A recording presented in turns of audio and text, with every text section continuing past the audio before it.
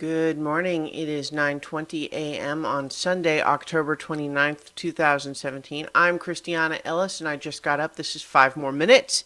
It is Sunday, and uh, up until recently, Sunday has meant it is time for my rewatch of Avatar: The Last Airbender. However, last week I completed that series, and so this week I'm starting a new rewatch series for Ghost in the Shell Standalone Complex, which is an anime TV series, the first season of which follows up the Ghost in the Shell anime movie, all of which are based on the original manga, and there's a whole lot of different incarnations of the Ghost in the Shell canon. Now there's a second season of this same series called Second Gig. There's a few, I believe there's a solid state. There's a couple of movies, even beyond the original anime one. There is, of course, the Hollywood version starring Scarlett Johansson, which I actually haven't seen. I'll get to it eventually, but honestly, what I heard about it made it sound like it did not really capture the things that I like about the stories.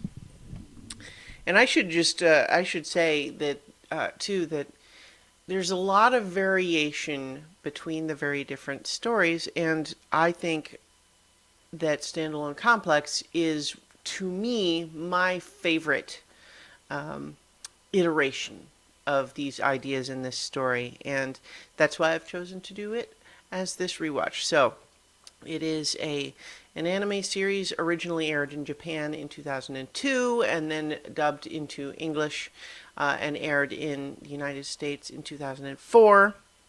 I originally watched it as part of the Cartoon Network's Adult Swim Saturday nights, which is where I discovered actually a lot of anime. It's where I first watched Cowboy Bebop, for example.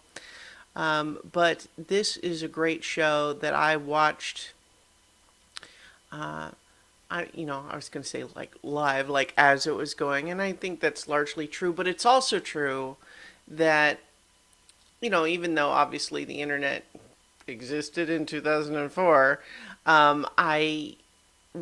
it was not the same world as far as how ubiquitous spoilers and that sort of thing had become. And so I really had no idea what I was in for as I started watching, and I think that it was really a treat, and so I recommend it. Now I'm going to talk about it. So, if you don't know anything about anything Ghost in the Shell, the basic idea is that we've got a future version of Japan where you've got, there's a little bit of Blade Runner in there, but it's a little bit more cyberpunk too. Like there's cyborgs and people with completely synthetic bodies, and people have cyber brains where they're still considered to be more or less human, but they have, just cybernetic enhancements of all different types.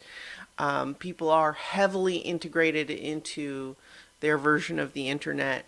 There's hacking and robots and artificial intelligence, and all of these sorts of technologies are all thrown into the mix, very loosely controlled, and so there's a lot of problems that arise even as their entire society is kind of based on it, and it's become very common for people, at least, even people who are considered fully human will still probably have a port in their neck where they can connect to and like talk, telepathically to their, it's like it's the equivalent of having a phone. So it's a very commonplace thing, but because there's all of this technology out there that's very loosely regulated, there's a lot of crime associated with it, and so it makes sense that the police would need a specialized task force for dealing with those sorts of issues, and thus we bring Section 9, which is the title of the first episode of this series, Public Security Section 9. And this series has 26 total episodes, and they are divided loosely into two categories. We have you know, it's a kind of a play on the title, but we have standalone episodes and we have complex episodes. And basically, just what that means is that there are episodes that are continuing the a serialized story all about the titular standalone complex that gets introduced as we get into those episodes. But there's also several of the episodes are standalone, which means that they're just episodic. They don't necessarily connect directly to any of the other episodes. It's more a case of the week type of stuff. And this first episode is one of that. It's also kind of the pilot to sort of introduce the concepts. But we open the episode with a title card that is an excellent example of what this show has an awful lot of, and of course Ghost in the Shell generally across all of its incarnations, which is pseudo profound science fiction gobbledygook. Now, a lot of the stuff in Ghost in the Shell is actually pretty smart and thoughtful explorations of how some of these types of technology would influence society. And then a lot of it is kind of Star Trek reverse the polarity style pseudo jargon. But it's fun riding that line between the two. It's one of the things that I really enjoy about this show is just this element where you're kind of in between. It's like, well, okay, we just heard a lot of words. Did that actually say anything meaningful? Or is it just words? So here's our title card. It is a time when, even if nets were to guide all consciousness that had been converted into photons and electrons toward coalescing, standalone individuals have not yet been converted into data to the extent that they can form unique components of a larger complex. So what does that mean, right? We introduce a couple of ideas in there. One is that people have had their consciousness digitized, and that is relatively common. It is a frequent thing. But what it seems like it's suggesting is that even if you took all of the people who had done that and you tried to mush them together, like to try to say, all of these people have their consciousness to one degree or another online or digitized, could you essentially make them all just pieces of one big, enormous digital consciousness? And it seems that this title card is suggesting that there's not enough people yet for that to happen. But could it? And so that's, of course, where we, enter the series. But this first episode is a standalone episode. It doesn't get too much into the standalone complex element, but they want to get it in there right away, probably.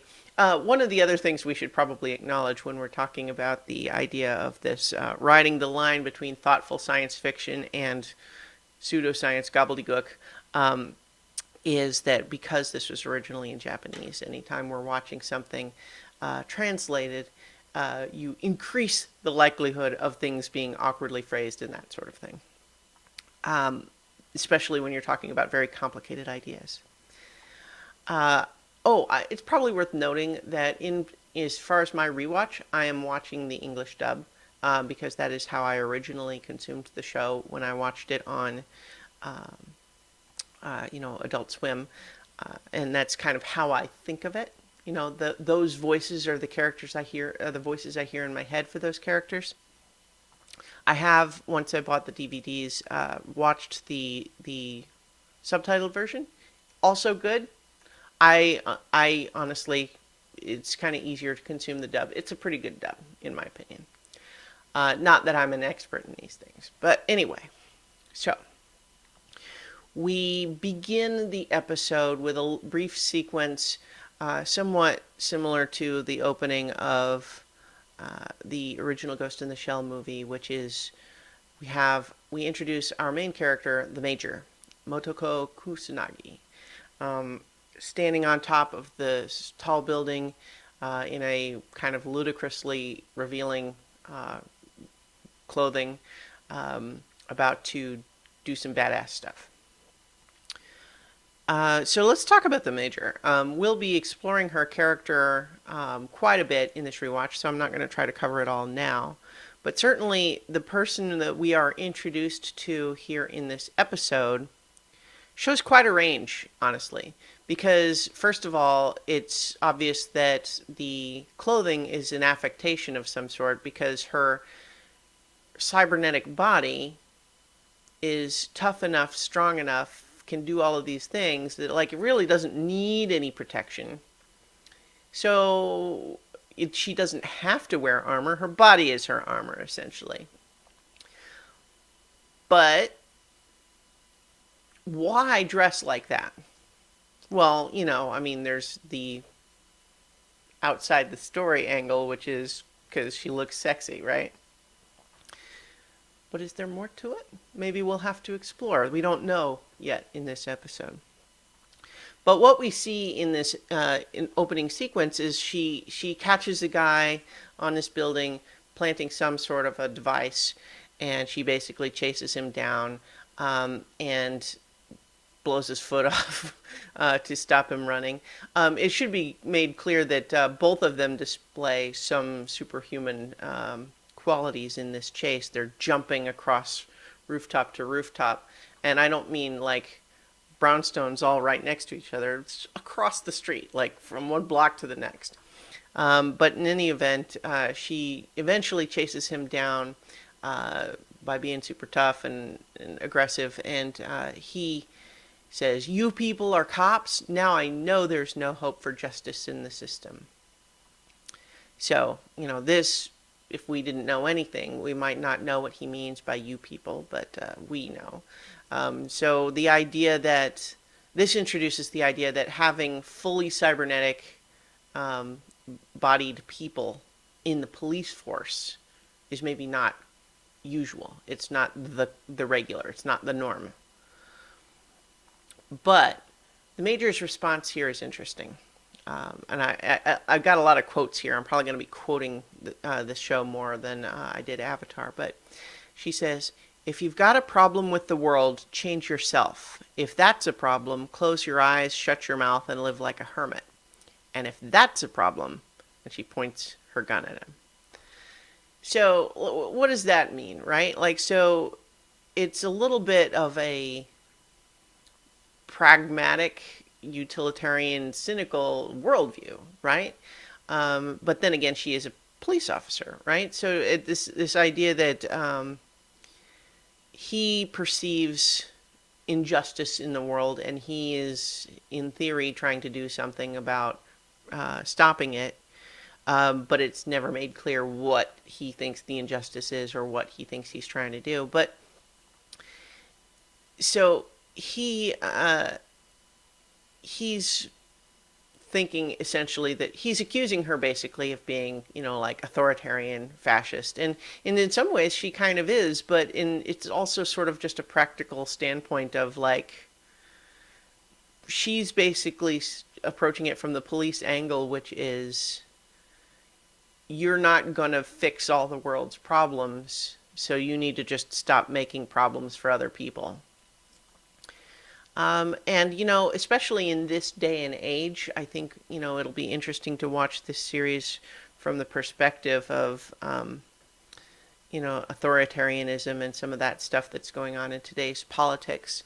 But, this is a story about, law enforcement, essentially. So she apprehends this guy, and, but in the middle of dealing with him, she receives urgent emergency call because there's a big, critical national incident. And so thus we have the geisha robot sequence, which was adapted in the Hollywood Ghost in the Shell movie. Comes from this series. Basically, the idea is you've got some high-up government officials that were at this club that has apparently robot geishas in it, and the geishas have suddenly gone rogue and are holding the administration hostage. This is where we get the idea of Section 9, and we meet Aramaki, the head of Section 9.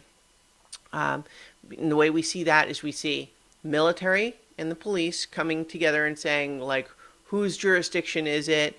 The police are saying, well, it's in our town. It's something we would normally respond to. The military are saying, well, but it's our officials. But then we have Aramaki come in and say, Section 9 will handle it. And both sides are okay with that. And so that tells us a lot about what Section 9 is and how they're seen. You know, the police see it as their unit, but they're sort of spec ops, badass, ultra specialist, SWAT team type of unit, and that it is respected sufficiently by the military that the military allow them to handle it. But we've got some mysteries going on.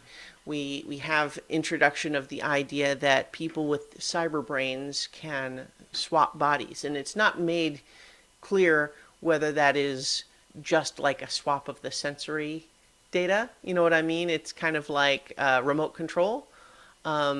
We suspect that that's probably what it would be like. But, so we have a government official that it's introduced in sort of a tossed off way that he likes to switch bodies with the robot geisha when he's drunk.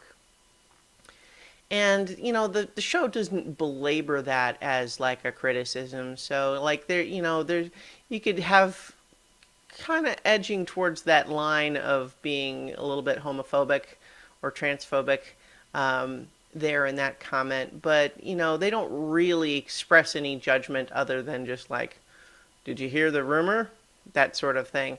They don't really say that's disgusting or anything. And it makes sense that they wouldn't, because in this context, in this setting, it's probably not a big deal. People probably do that sort of thing all the time. But in any event, we get the raid where the Major and the rest of her team, and we're introduced to each of them by name. We'll get to know more of them, the rest of them, in more detail later. We meet everybody by name, but the ones that we get a little bit more time with are Bato, who has ponytail and artificial eyes that look kind of all white and sort of cybernetic looking, and Togasa, who is the most unaugmented of everyone. And, we have everyone else. We see them a little bit. We see Ichikawa behind the computer. We see Saito with his sniper rifle, various sorts of things like that. So the mystery, as it turns out, without belaboring the beat by beat, the mystery is that we have essentially a terrorist who wants a secret government document, and so what he organizes is a way to,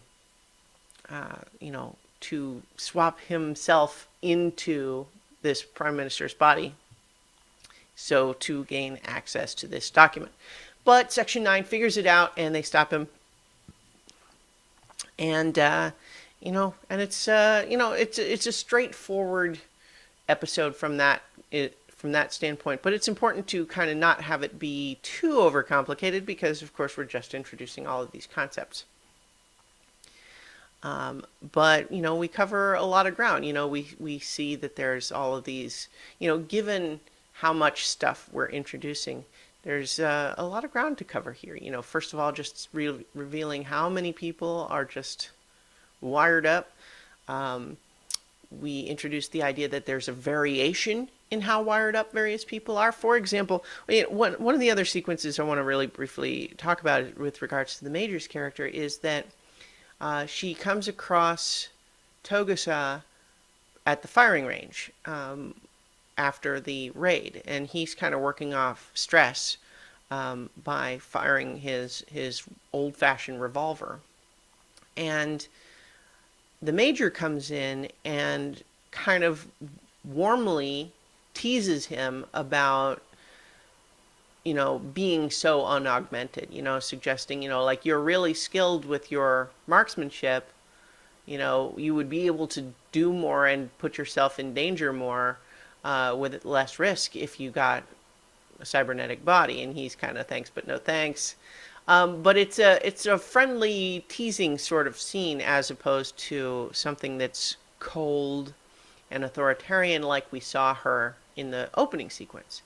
So the Major has this capacity for being very stern and unsympathetic and professional and kind of cold in some respects, but she does open up with some people and she's friendly. And so, we see both sides of her in this episode.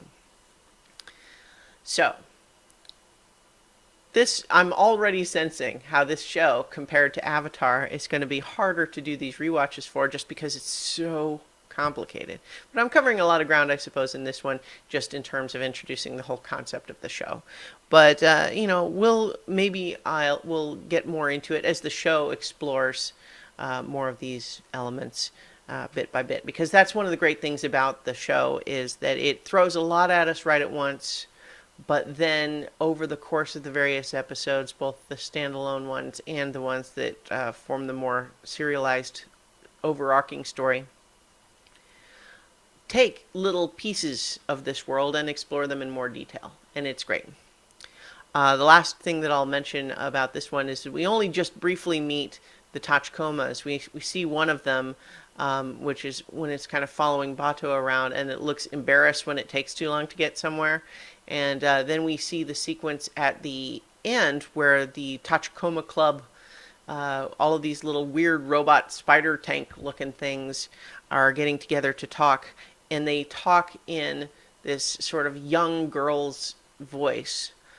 But they discuss the relative merits of verbalizing what you say versus doing it through a data link, which is more efficient, to be sure, but why is it that a lot of people feel the need to verbalize when they could data link? And so they're just discussing, as artificial intelligences, the relative merits of those, and it's all very kind of thoughtful but also silly. And the Tachikomas are just great. They're the best.